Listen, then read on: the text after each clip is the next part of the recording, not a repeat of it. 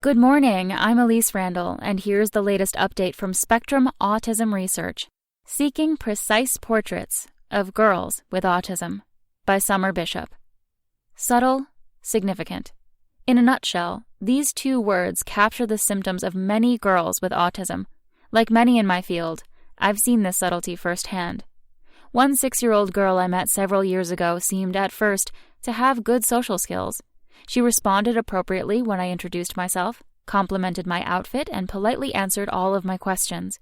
It was only when I saw her again a few days later that I understood her family's concerns.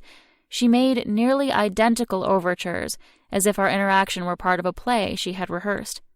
I also met a teenage girl with autism who was highly intelligent.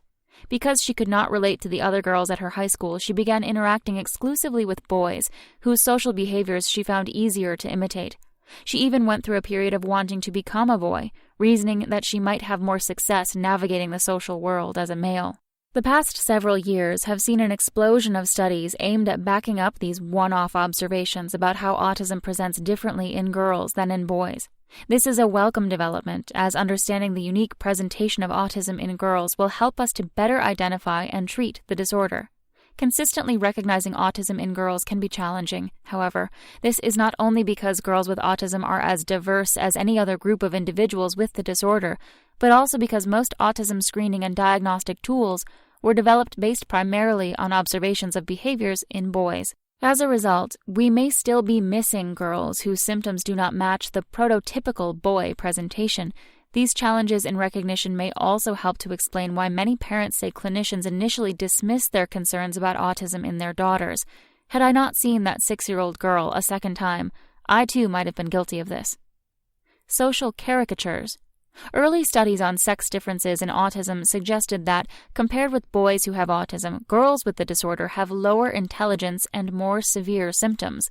But because these studies were conducted during a time when higher-functioning children with autism were less likely to be identified, such studies likely missed girls with high intelligence quotients, IQs, and milder social difficulties, whose autism may have been particularly difficult to detect. Excluding this group would not only drive down the average IQ of girls with autism, but also push up the ratio of boys to girls with the disorder, which stands at around 4-1.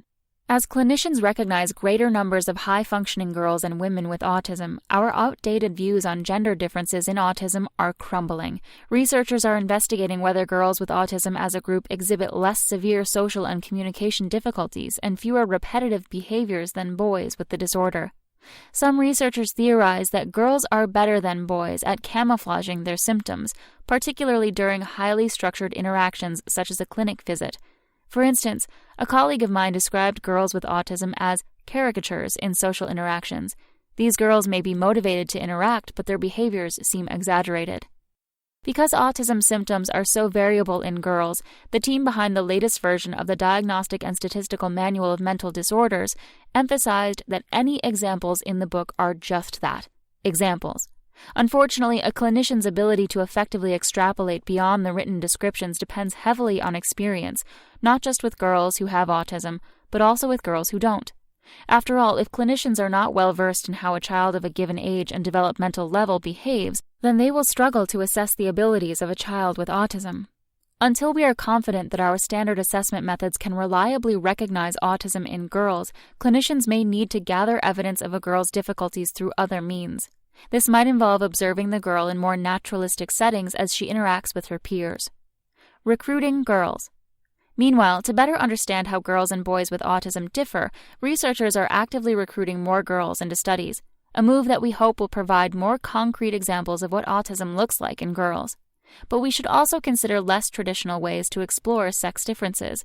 For instance, instead of scoring girls with autism using existing instruments, expert clinicians could observe them and compare them with girls who don't have the disorder. This approach would force us to generate fresh examples of the ways that social and communication impairments and repetitive behaviors manifest in girls. Based on these observations, as well as interviews with the girls' parents or teachers, clinicians could start to identify behaviors that may be specific to girls with autism. We could then verify whether current screening and diagnostic tools adequately capture these behaviors. It is also important to note that gender is only one factor that can influence the appearance of autism.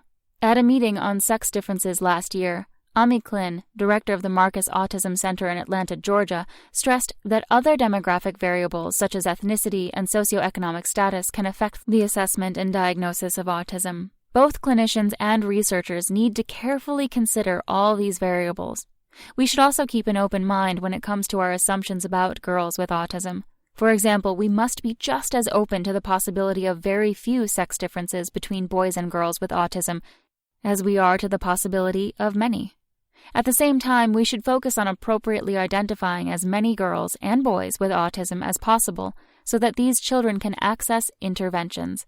Even if a girl has subtler difficulties than other children with the disorder, those problems may nevertheless have a tremendous impact on her life. That's all for today. Check back next Monday for more content from Spectrum Autism Research or go to spectrumnews.org.